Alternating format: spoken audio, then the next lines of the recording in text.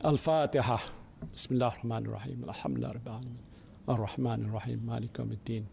Iyyaka na'budu wa iyyaka nasta'in. Ihdinas siratal mustaqim. Siratal ladzina an'amta 'alaihim ghairil maghdubi 'alaihim waladdallin. Amin. Bismillahirrahmanirrahim. Alhamdulillahi rabbil alamin. Hamdan yuwafi ni'amahu wa yukafi mazidah. Ya Rabbana lakal hamdu wa lakal syukru kama yanbaghi li jalali wajhika wa azimi sultanik. Ya Allah, Ya Rahman, Ya Rahim, Engkau ampunilah dosa-dosa kami. Engkau rahmatilah diri kami, keluarga kami dan negara kami. Engkau lindungilah hamba-Mu yang kredit ini daripada segala musibah. Engkau jauhilah diri kami daripada penyakit yang berbahaya dan wabak yang mengancam nyawa. Engkau hindarilah kami daripada balak yang berat dan takdir yang buruk. Ya Allah, Ya Rahman, Ya Rahim, Engkau berilah kekuatan, kecekalan dan kesabaran kepada kami untuk menghadapi dugaan-Mu yang berat ini. Engkau tiupkanlah ketenangan dalam jiwa kami. Sesungguhnya setiap dugaan yang Engkau turunkan kepada kami, Ya Allah, tiadalah ia melainkan untuk meningkatkan ketakwaan dan keimanan kami kepadamu. Ya Allah, Ya Rahman, Ya Syafi, Engkau berilah kesembuhan kepada saudara-saudara kami yang dijangkiti wabak coronavirus, walau di mana saja mereka berada. Sesungguhnya tiada penyakit yang tidak dapat Engkau sembuhkan. Ya Allah, tiada mara bahaya yang tidak dapat Engkau jauhinya dari kami, Ya Allah. Kami bermohon kepada-Mu, Ya Allah, lindungilah kami, selamatkanlah kami, sejahterakanlah kami. Rabbana zalamna anfusana wa illam taghfir lana wa tarhamna lanakunanna minal khasirin. Rabbana atina fid dunya hasanah wa fil akhirati hasanah wa qina azabannar. Wa sallallahu ala sayyidina Muhammadin wa ala alihi wa sahbihi wa sallam. Walhamdulillahi rabbil alamin.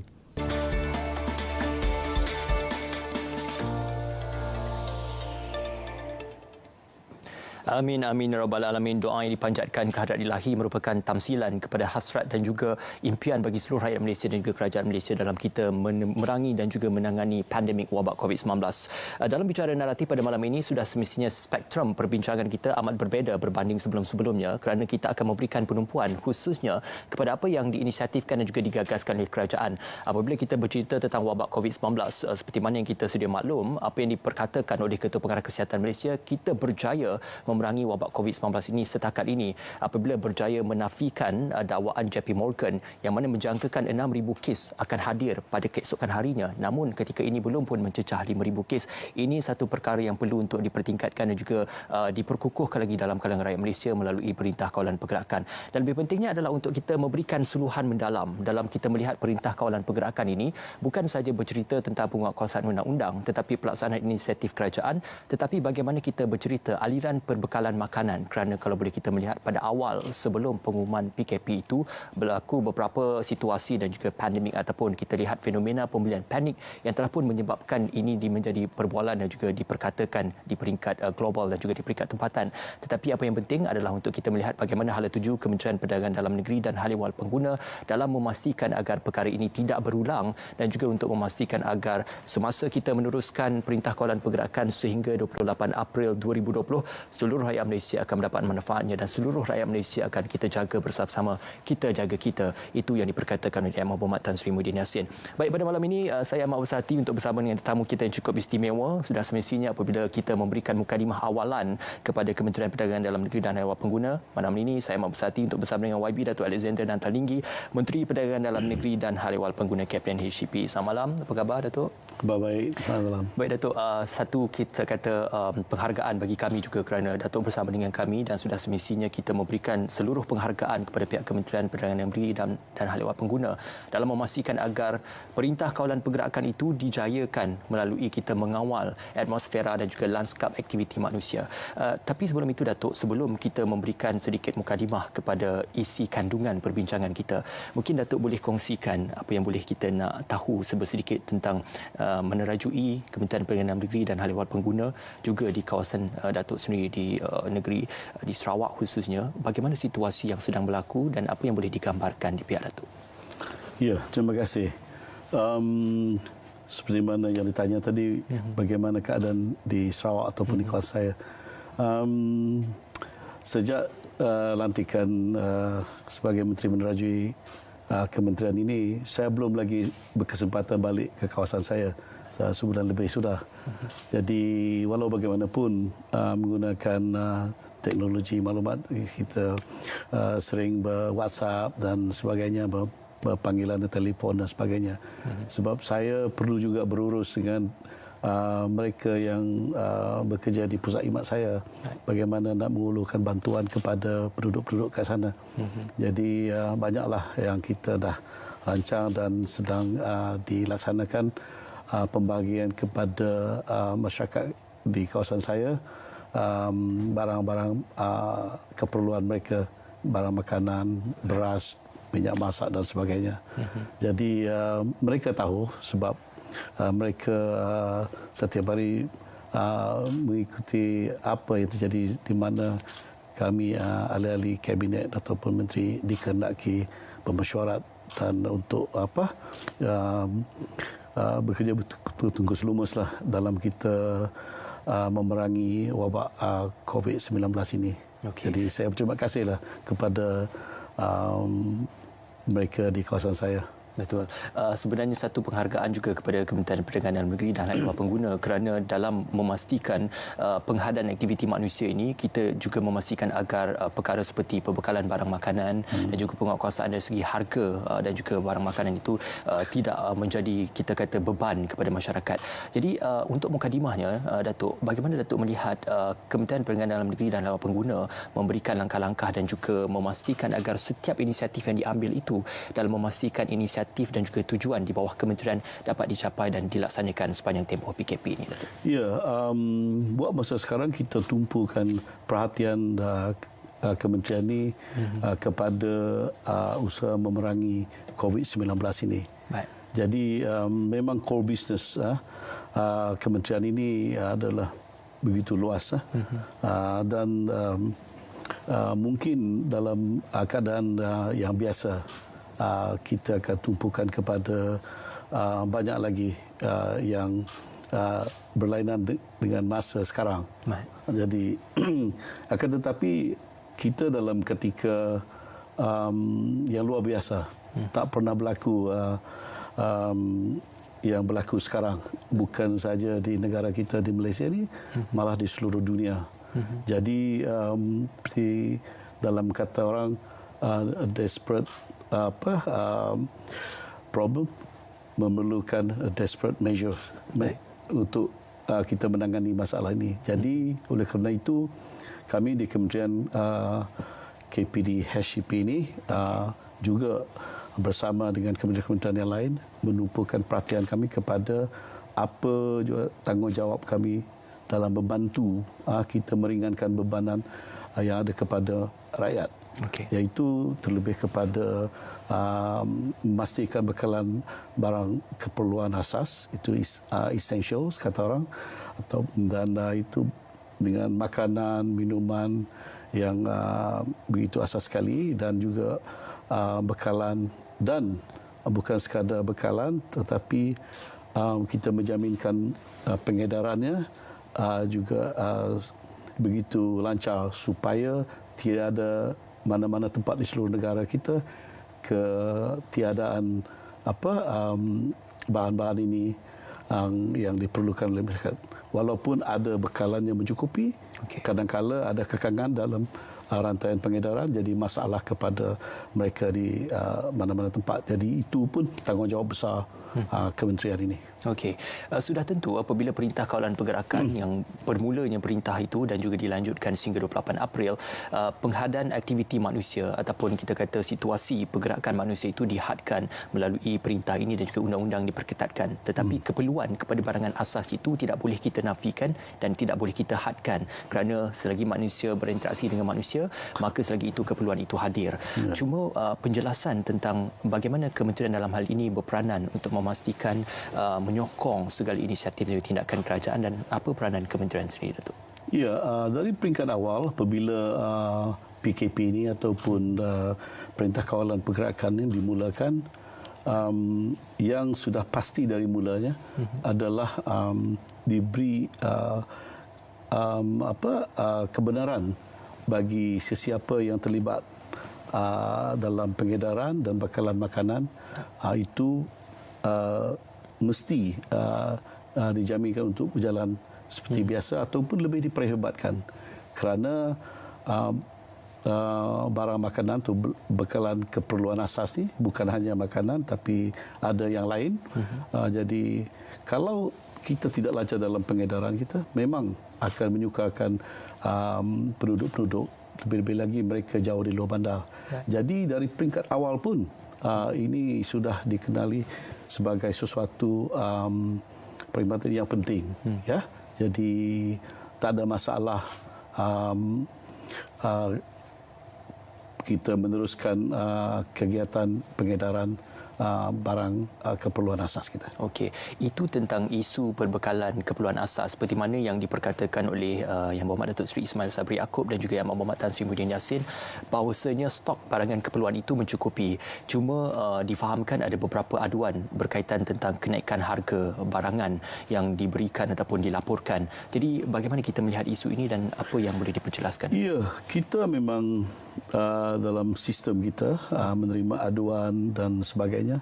Memang kita dapati aduan dengan kenaikan harga barang dan juga aduan ketiadaan ataupun kekurangan bekalan ni. Jadi aduan yang lebih banyak kita terima adalah berkaitan dengan harga. Mungkin bukan mungkin, sebenarnya pada permulaannya fasa 1 PKP ini memang ada bermasalah sikit tentang bekalan dan juga pengedaran. Itu kerana kita tak pernah mengalami masalah sebegini. Ya, jadi ada panic buying. Ya, kerana ada ramai di kalangan risau akan tak cukup bekalan dan sebagainya. Akan tetapi selepas seminggu pertama dan masuk minggu kedua, kami dapati agak kurang lagi aduan daripada umum.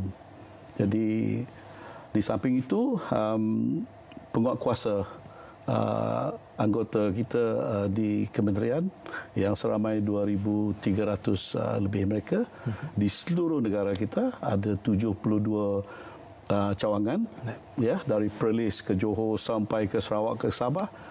Mereka bekerja begitu kuat dan gigih dalam menggalakkan tanggungjawab mereka, memastikan premis-premis di point of sale tertentu yang lebih-lebih lagi yang kita agak sebagai benchmarking untuk ketiadaan ataupun kenaikan harga itu dipantau dengan rapi. Jadi kami dapat maklumat yang begitu tepat sekali. Jadi sebab kita ada sistem yang kita panggil ECC, ya, iaitu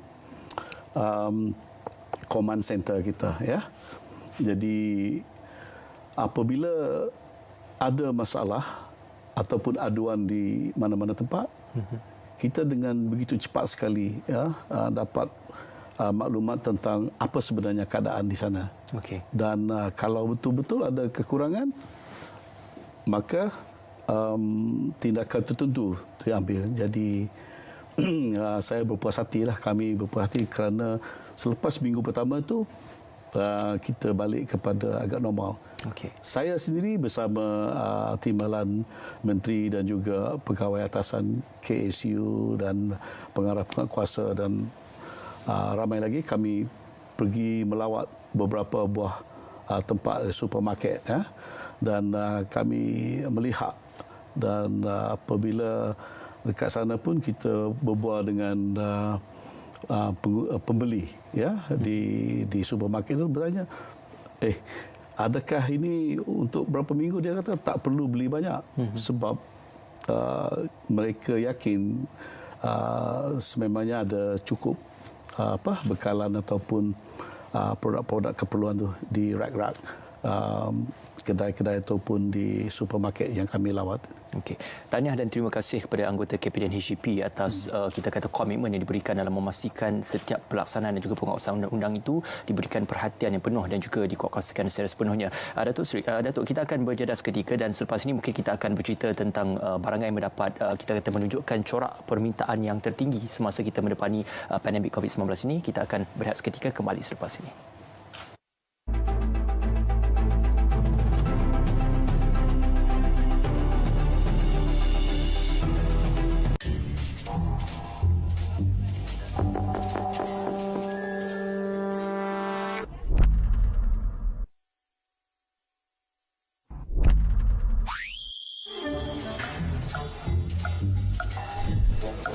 Rokok tak bagus kawan. Mari masuk, saya kasih air minum.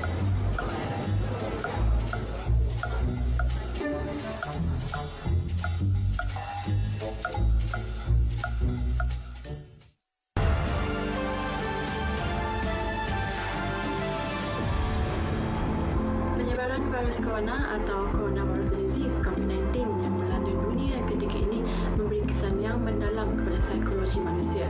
Psikologi pandemik yang mempengaruhi kesihatan mental manusia seperti perasaan cemas, kerisauan, kebimbangan, stres dan ketakutan yang melampau seperti ketakutan kehilangan kesihatan yang baik, ketakutan kehilangan orang yang tersayang dan juga ketakutan kehilangan pekerjaan merupakan impak atau kesan-kesan psikologi kepada pandemik ini.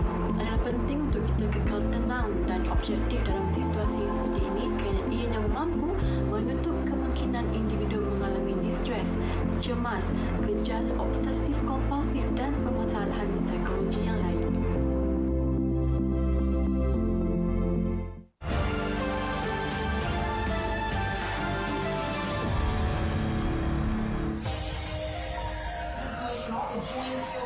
Saya berkata, duduk di rumah tak ada aktiviti sihat yang boleh dilakukan. Buka je media senaman, kita pun ikut sama. Badan sihat, kita tidak terdedah kepada sebarang penyakit.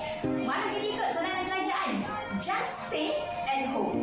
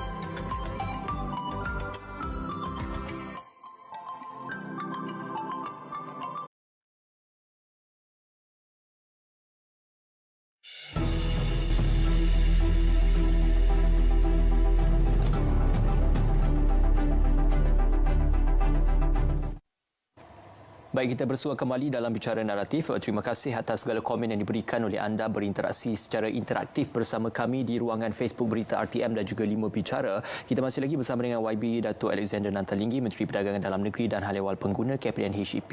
Datuk, tadi kita tinggalkan persoalan tentang kalau kita melihat trend permintaan apabila kita mendepani bahana COVID-19 ini, topeng penutup hidung dan mulut serta hand sanitizer mendapatkan ataupun menunjukkan trend permintaan yang tinggi. Tapi ada juga berlaku masalah apabila penjual-penjual dalam talian ini meletakkan harga yang dianggap sebagai tidak munasabah. Jadi apa yang dikerjakan atau gerak kerja yang dilakukan oleh kementerian dalam menangani isu seperti ini, Datuk? Ya,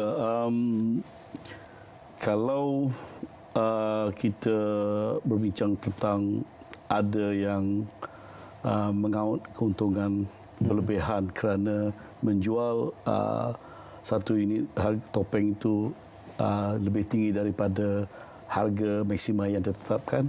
Okey. Ya, tidak lain dan tak bukan kita akan ambil tindakan. Ya, jadi kita akan siasat teliti kes itu dan kalau dapati memang bersalah, kita ada akta undang-undang untuk kita boleh kenakan kepada mereka yang berbuat sedemikian. Pernah kita menangkap beberapa kes, yang satu yang jualan talian online dan kita dapat kesan kerana mereka juga memberi alamat perniagaan. Jadi apabila disiasat, memang ada kejadian begitu dan kita rampas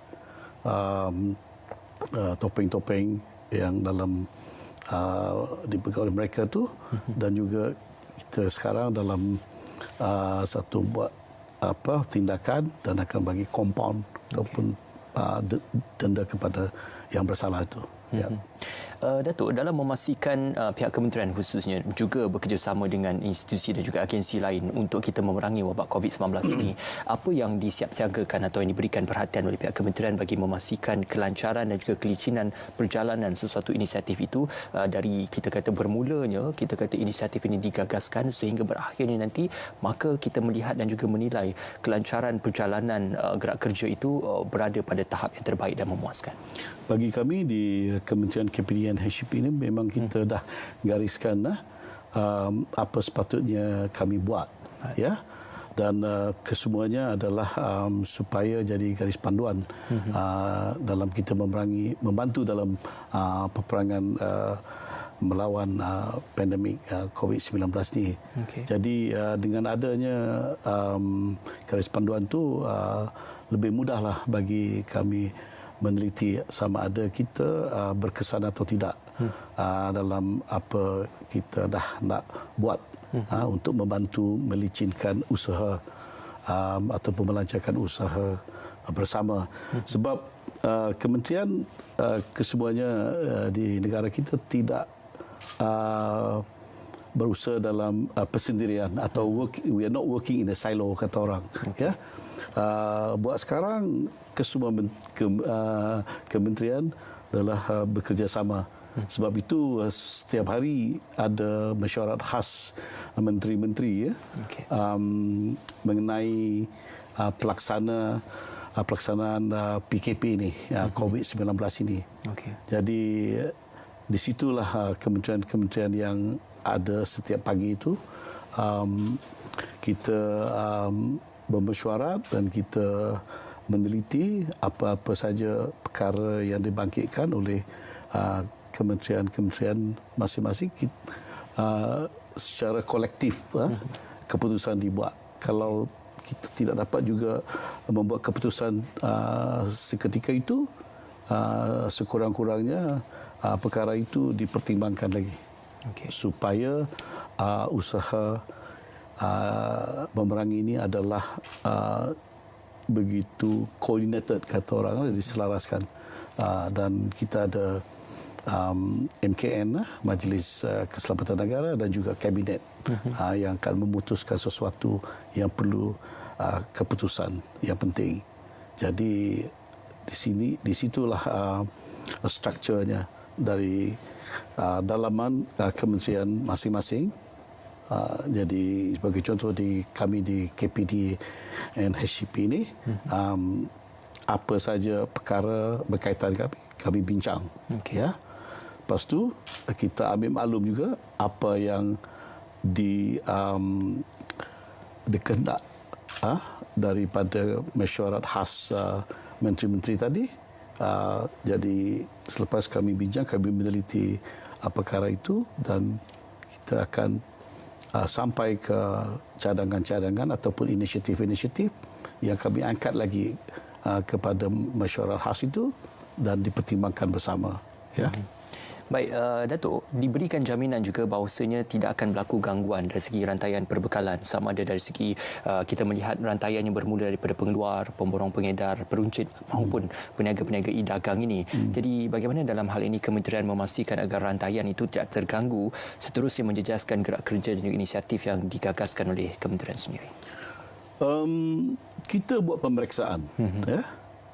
Buat setakat ini, setahu saya, untuk 3 kategori, peringkat pemborong, peruncit dan penghilang, kita telah membuat lebih 16,000 kali pemeriksaan, ya, ataupun pemeriksaan di mana premis-premis kilang, di pemborong dan peruncit. Pegawai penguatkuasa kita mengetahui apa sebenarnya, ya. Jadi dengan cara begitulah kita dapat maklumat yang penting dan yang tepat supaya kita menjaminkan tidak ada gangguan kepada rantaian bekalan. Saya ambil contoh, hari Sabtu, petang Sabtu, saya mengetuai rombongan daripada KPDN HCP yang ikut bersama Datuk Seri KSU dan Datuk Ketua Pengarah Penguatkuasa dan ramai lagi lah pegawai-pegawai. Ikut bersama kami pergi melawat ke satu ladang ayam di Hulu Selangor, ya, di kawasan daerah Rasa, saya ingat. Jadi di sana kami mendapati memang tidak ada masalah bekalan ayam, kerana syarikat tu beri jaminan memang sangat mencukupi ayam untuk keperluan semasa pandemik COVID-19 ini. Baik, Datuk, kita juga ingin memberikan sedikit pencerahan ataupun sedikit suluhan berkenaan apa yang diperkatakan oleh Datuk Seri Ismail Sabri 2 hari yang lalu berkenaan tentang pelaksanaan skim harga maksimum yang mana akan meliputi 25 jenis barangan keperluan. Jadi mungkin di pihak kementerian sendiri ada sedikit penjelasan berkenaan bagaimana ia dilaksanakan dan apakah modus operandi bagi pelaksanaan. Ya, oleh kerana telah diumumkan tempoh hari, KDPH and HCP, iaitu kami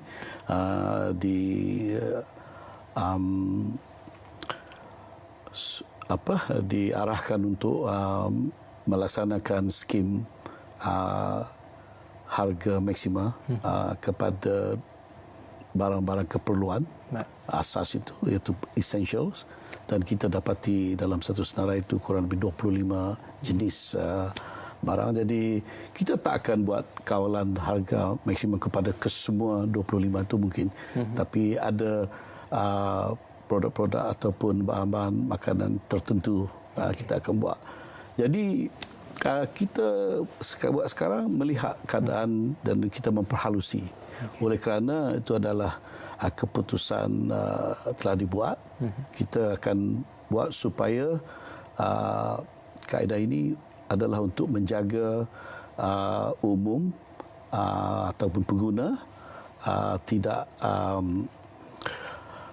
mereka terjejas oleh mungkin penjual ataupun peniaga yang kurang beretika lah, nak mengawal keuntungan yang berlebihan dan sebagainya. Skim sebegini lazimnya selalunya dijalankan semasa perayaan, ya. Kita selalunya ada perayaan yang lepas Tahun Baru Cina. Sekarang kita menjelang bulan Ramadan dan perayaan Hari Raya Aidilfitri yang akan datang. Selepas itu perayaan di Sabah, perayaan Kemantan, dan juga ada juga selepas itu perayaan Hari Gawai Dayak di Sarawak. Dan kita melaksanakan skim ini semasa perayaan. Dan kali ini kerana masalah wabak COVID-19 ini ada berpandangan mungkin ini juga masanya kita nak beri jaminan supaya pengguna dilindung daripada mereka yang tidak beretika itu tadi. Jadi mungkin menjualkan bahan-bahan makanan itu lebih daripada harga berpatutan. Jadi kami sekarang bertindak untuk bagaimana kita memperhalusi, kita meneliti apa yang kita boleh buat terbaik untuk umum, ya. Sebab keadaannya mungkin tak sama dengan masa perayaan. Selalunya apabila masa perayaan, ya, demand dan supply ataupun permintaan dan bekalan, selalunya permintaan tu tinggi dan harga itu boleh naik mendadak. Jadi kita buat harga kawalan maksima. Tapi apa kita alami sekarang dan kita dapati daripada maklumat-maklumat yang kita gumpul, dia ada berlainan. Sekarang kita difahamkan oleh syarikat mengeluarkan ayam tu, mereka kata permintaan turun. Ya, mengapa permintaan turun sekarang? Kerana restoran-restoran, kedai-kedai makanan dan hotel-hotel tidak memerlukan sebanyak itu ayam. Jadi permintaan untuk ayam tu turun. Jadi bila turun, dia tak ada masalah over demand, over supply, ya, ataupun demand berlebihan dari supply ataupun permintaan berlebihan daripada bekalan, ya, yang mungkin menekankan ataupun beri tekanan kepada harga untuk supaya dinaikkan mendadak. Ini agak pelik sikit sebab apabila permintaan ni kurang, pembekal tu dia harus berjual ayam pun. Pada kebiasaannya selepas 30 hari ayam tu mesti dijual. Sekarang tak ada permintaan seperti biasa, mungkin dia tangguh untuk jual tu. Jadi masalah pembekal ayam tu tadi bukan pressure kepada demand yang lebih, tapi demand yang kurang. Jadi bila demand yang kurang, dia perlu jual juga. Jadi sebenarnya keadaan di sana, harga ayam ni agak murah. Baik. Tapi tak apa, kita akan meneliti sedalam-dalamnya untuk kita menjaga masyarakat ataupun umum di sana supaya mereka dapat membeli bahan-bahan keperluan itu dengan harga yang berpatutan. Baik. Kronologi penjelasan yang cukup kolektif daripada Datuk tadi. Seketika nanti saya akan mengalihkan perhatian Datuk berkenaan tentang beberapa barangan yang difahamkan menjadi tular di media sosial. Katanya kehabisan stok. Mungkin kita akan memberikan perincian seketika nanti dalam Bicara Naratif.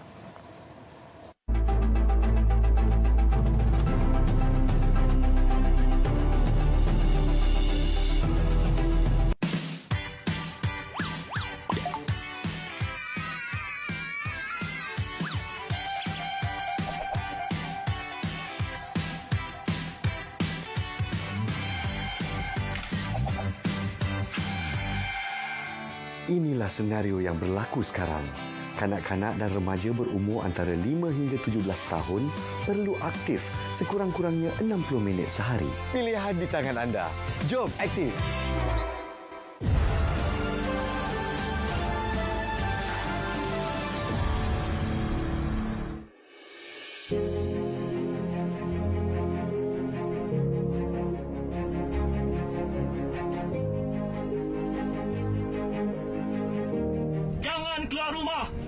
COVID-19 sedang melanda negara kita. Tapi ada lagi yang main-main. Dinasihatkan tersiasa berada dalam rumah.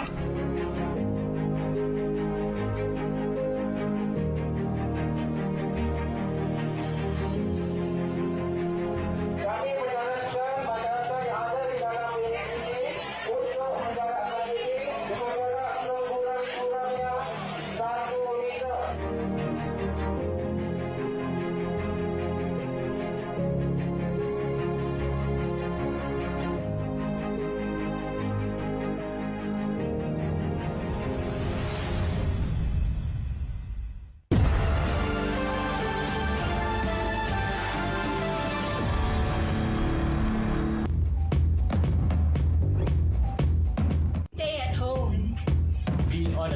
Wash your hands. Social distancing.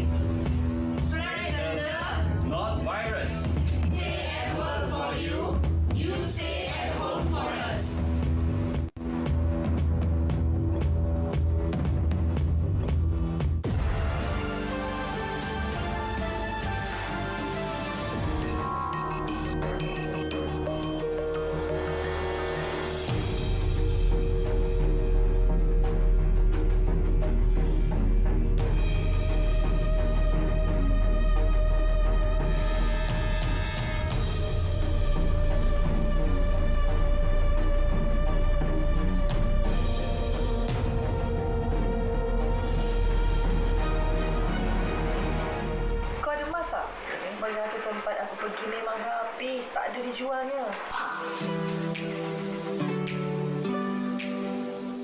Ha? Ya, RM50. RM50? Nak tak nak?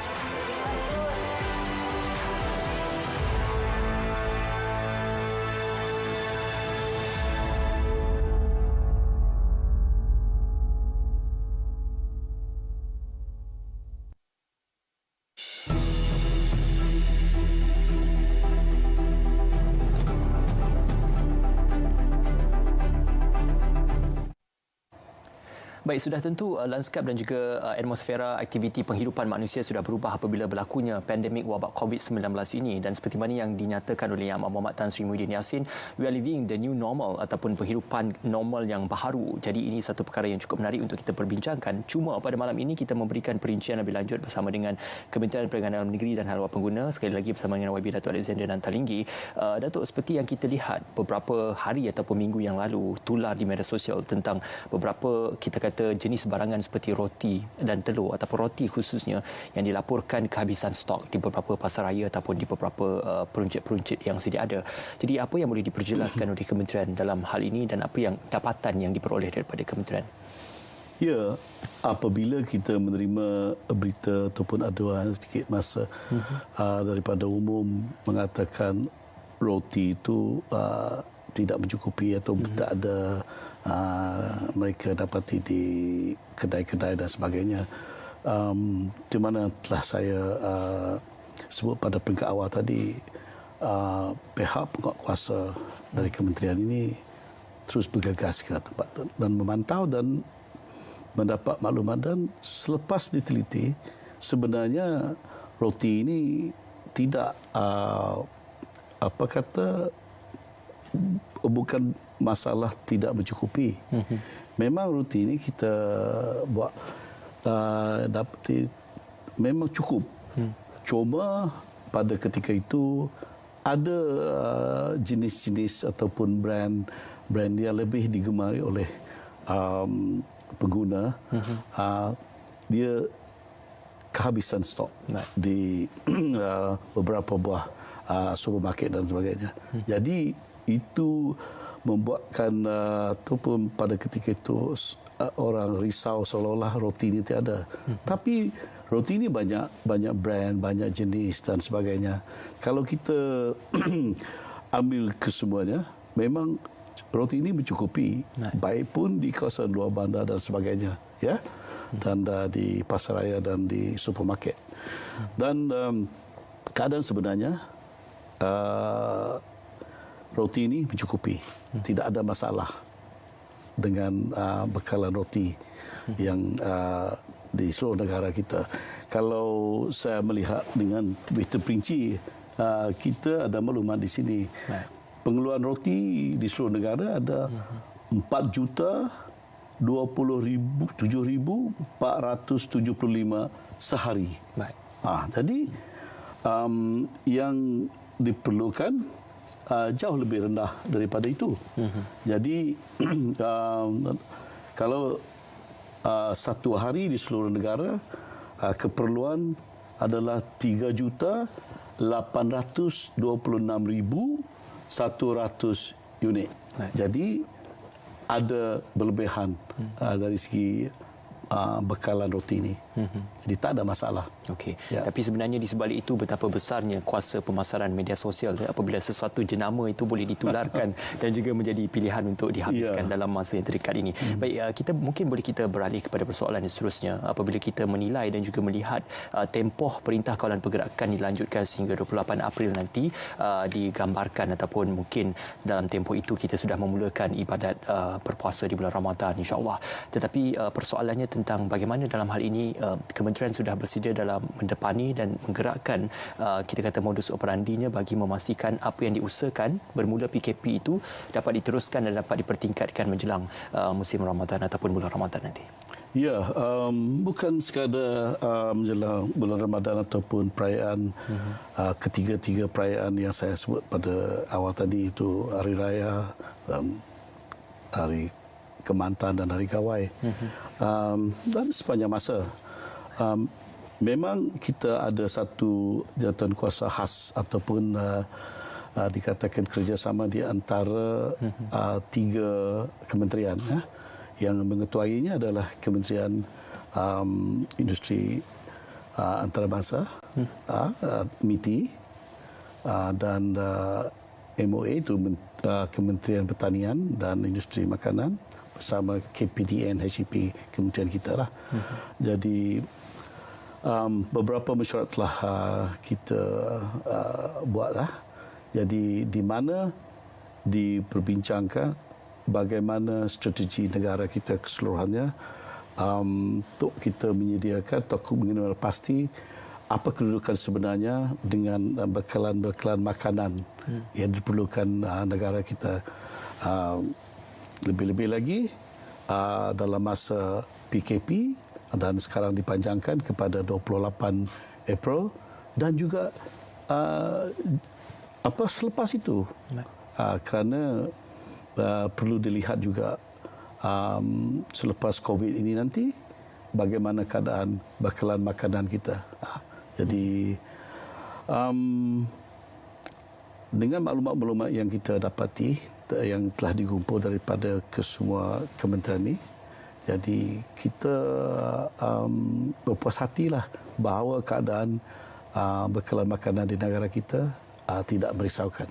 Baik, apakala kita bercerita juga tentang menggagaskan kita kata modus operandi di bawah kementerian dan juga dasar-dasar serta apa yang akan dijalankan oleh kementerian, petugas-petugas, anggota-anggota dan juga pegawai di KPDN HEP juga dianggap sebagai tulang belakang dalam melaksanakan agenda kementerian sendiri dan juga dianggap sebagai petugas barisan hadapan atau frontliner bagi kita mendepani wabak COVID-19. Mungkin sedikit pengharapan ataupun sedikit pesanan kepada para petugas dan juga melihatkan komitmen yang ditunjukkan oleh mereka, apa yang YB boleh gambarkan dan juga tamsilkan? Ya, sebagai seorang yang mengetuai kementerian ini, bersama juga timbalan saya, Yang Berhormat Datuk Rosul dan pegawai-pegawai atasan di kementerian, kami amat berbangga dengan komitmen dan sikap yang buat pengorbanan sebagai frontliner, iaitu anggota penguatkuasa di peringkat KPDN HEP. Ya, mungkin orang tak melihat mereka ini sebagai macam pihak PDRM, polis ataupun tentera yang memangnya lebih nampak ke depan, dan ataupun mereka di yang dalam bidang perubatan, Kementerian Kesihatan, doktor-doktor, jururawat dan pekerja-pekerja yang lain yang penting dalam bidang kesihatan dan perubatan. Tetapi betapa pentingnya peranan penguatkuasa KPDN HEP ini, kita harus mengetahuinya, sebab oleh kerana mereka ini turun ke lapangan, tak kira masa pun, lebih-lebih kalau ada aduan yang spesifik yang tertentu, mereka tak kira dalam masa COVID-19 ni. Dan kalau tak masa COVID ni pun, pada kebiasaannya kita ada perayaan dan sebagainya sepanjang tahun. Maklumlah Malaysia ini pelbagai kaum, pelbagai budaya dan sebagainya. Kita banyak perayaan-perayaan di mana kerja-kerja penguatkuasa kita ini juga diperlukan untuk menjaga mengawal harga dan memastikan rantaian pembekalan pengedaran itu tidak tergugat dan sebagainya demi umum. Jadi saya begitu banggalah dengan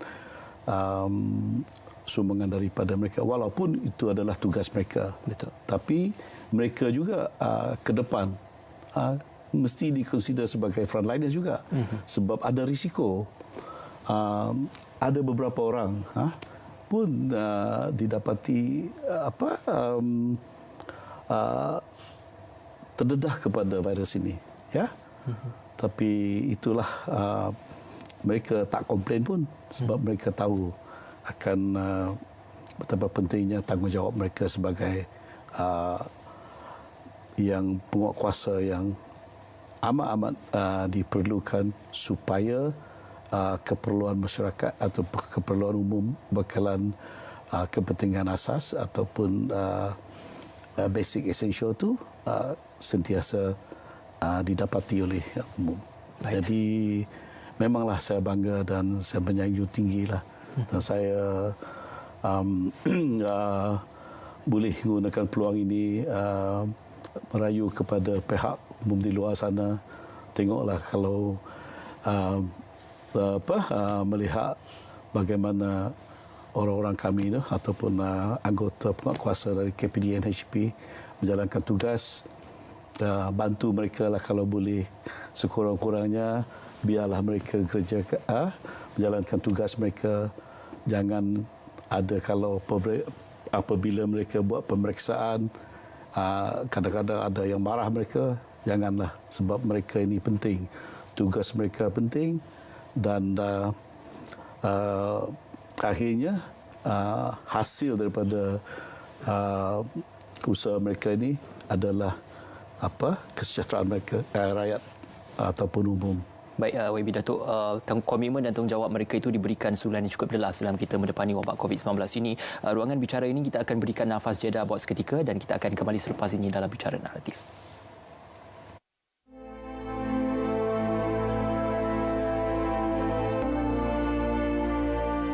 Jumlah kes positif baru juga telah menunjukkan penurunan sejak beberapa hari yang lalu.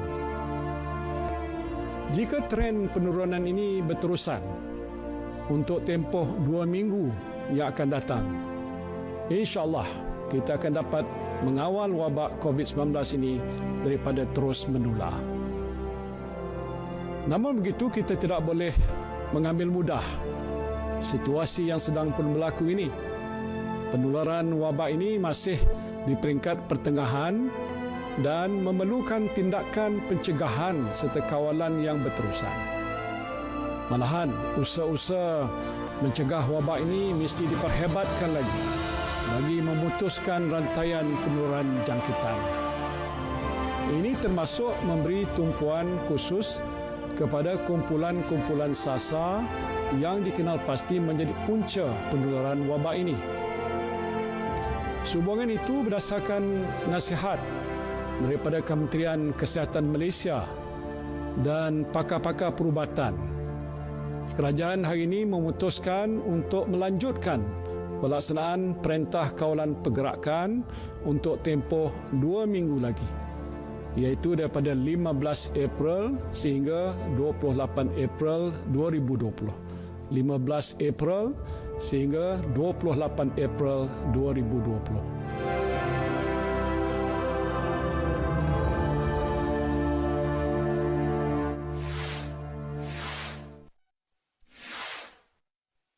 Baik, itu dia pesanan oleh figura kepimpinan tertinggi negara Yang Amat Berhormat Tan Sri Muhyiddin Yassin mengingatkan kita supaya mematuhi Perintah Kawalan Pergerakan kerana selepas ini mungkin apa yang kita lakukan tidak sama seperti apa yang akan kita lakukan selepas kita menangani wabak COVID-19 ini. Masih lagi bersama dengan YB Datuk Alexander Nantalinggi yang juga merupakan Menteri Perdagangan Dalam Negeri dan Hal Ehwal Pengguna. Datuk, difahamkan juga dalam kita mendepani wabak COVID-19 ini, YB Datuk bersama dengan anggota kementerian dan juga penguatkuasa membuat pemantauan secara berkala dan juga turun padang untuk memastikan agar kesan perniagaan secara fizikal ini tidak membebankan pengguna khususnya. Mungkin Datuk boleh kongsikan pengalaman itu. Ya, sejak PKP ini dikuatkuasakan, kami di peringkat saya bersama timbalan saya dan KSU dan sebagainya, kami turun. Bukan hanya nak mendengar laporan daripada penguatkuasa saja, kami sini turun. Kami pernah pergi melawat kilang topeng muka.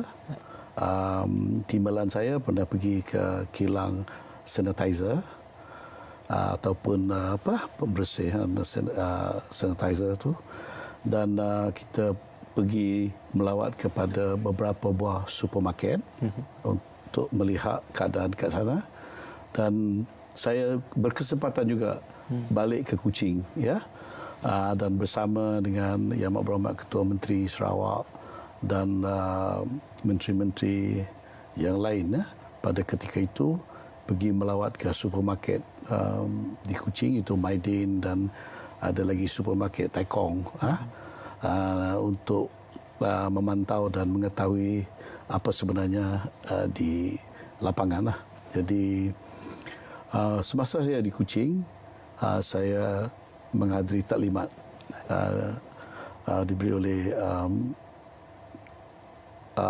pengarah KPDN HCP dan juga anggota enforcement ataupun penguatkuasa kita di Kuching pada ketika itu.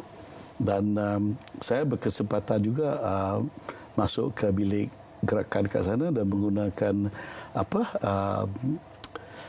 cara berhubung dengan cawangan-cawangan di tempat lain menggunakan yang dikatakan ECC, itu Enforcement Command Center punya sistem di mana panggilan terus radio call.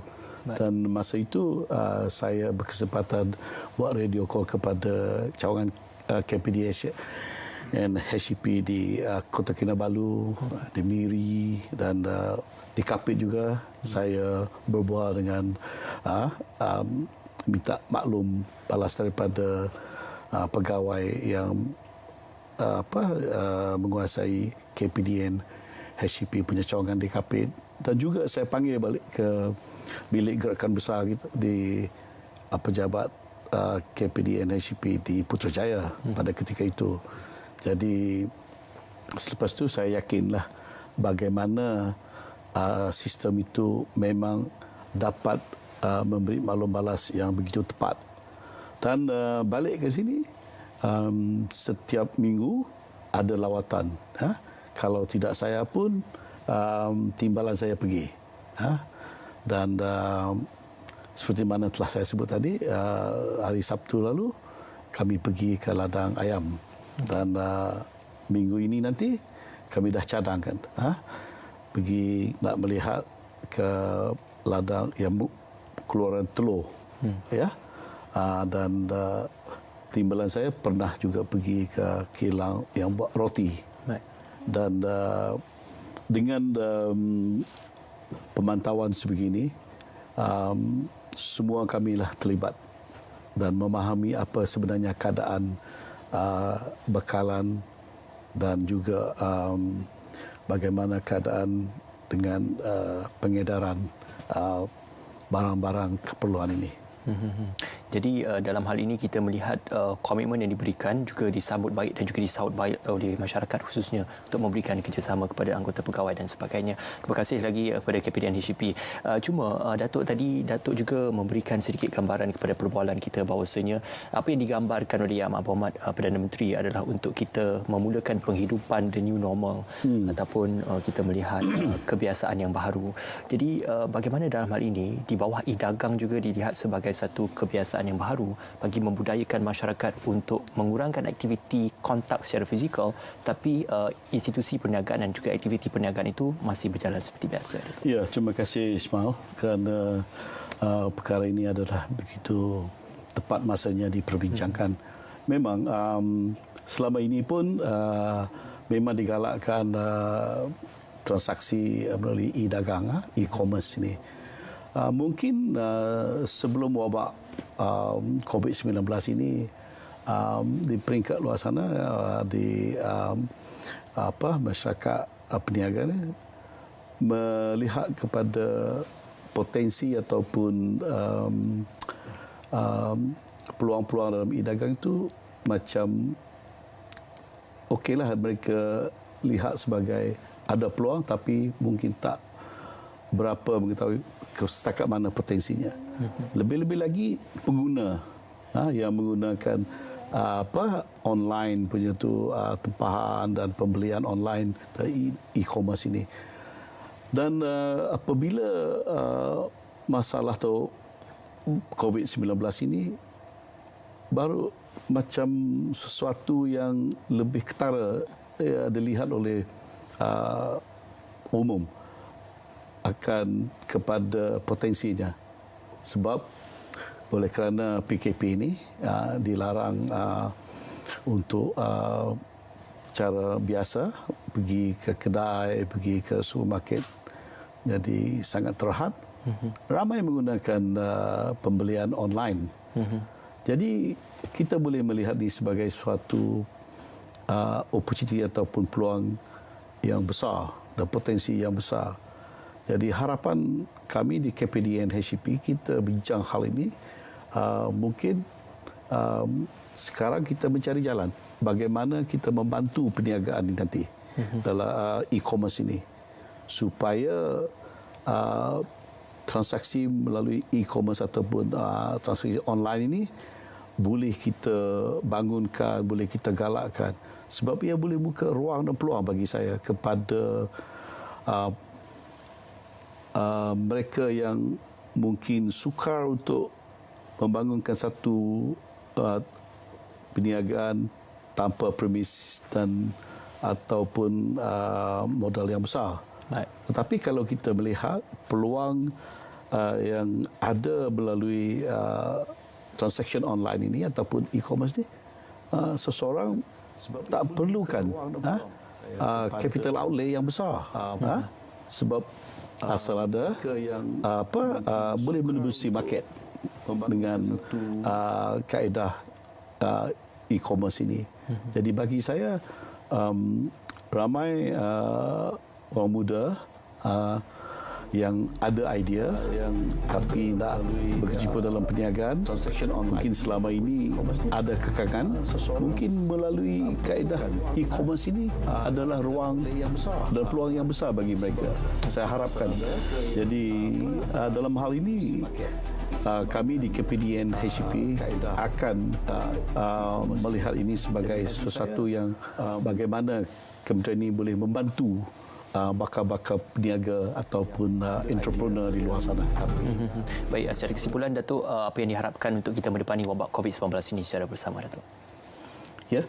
Apa yang kita boleh simpulkan dalam usaha kita mendepani wabak COVID-19 ini secara bersama? Ya, bagi saya setakat ini apa yang kita buat mungkin boleh kita kagum dan bangga. Mengapa? Kerana setakat ini hanya tak sampai 5,000 pun yang dijangkiti. Dan peratusan kematian pun agak rendah berbanding dengan negara lain. Jadi apa kita buat sekarang, apa yang Amat Berhormat Perdana Menteri yang mengetuai kita dalam cara kita menangani ini, ramai yang kata cara yang betul. Dan kepada rakyat kat luar sana, termasuk saya sendiri, biarlah kita patuh kepada apa yang disarankan, apa yang diberitahu kepada kita, bagaimana kita menjaga kebersihan supaya kita bersama-sama berdisiplin dan hasil akhirnya kita dapat menangani masalah COVID-19 ini. Baik, terima kasih sekali lagi pada WB Datuk Alexander Nathalinggi, satu penjelasan juga korelasi penjelasan yang cukup kolektif. InsyaAllah kita akan kembali lagi untuk kita membawakan banyak lagi isu yang lebih menarik. Juga terima kasih kepada Kementerian Perdagangan Dalam Negeri dan Halaman Pengguna kerana memberikan komitmen dan juga tanggungjawab yang penuh dalam memastikan kita mendepani wabak COVID-19. Ingatlah sebenarnya apabila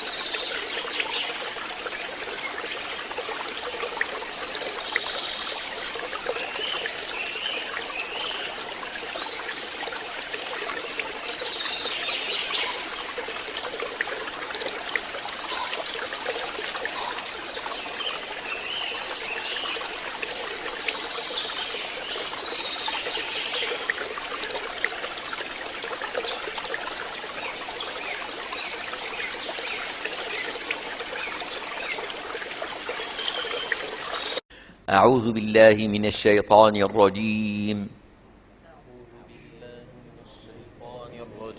كله. بسم الله الرحمن الرحيم. بسم الله الرحمن الرحيم. الحمد لله رب العالمين. الحمد لله رب العالمين. الرحمن الرحيم. الرحمن الرحيم. مالك يوم الدين. مالك يوم الدين. إياك نعبد وإياك نستعين. إياك نعبد وإياك نستعين. اهدنا الصراط المستقيم. اهدنا الصراط المستقيم. صراط الذين أنعمت عليهم. صراط الذين أنعمت عليهم. غير المغضوب عليهم. غير المغضوب عليهم. ولا الضالين.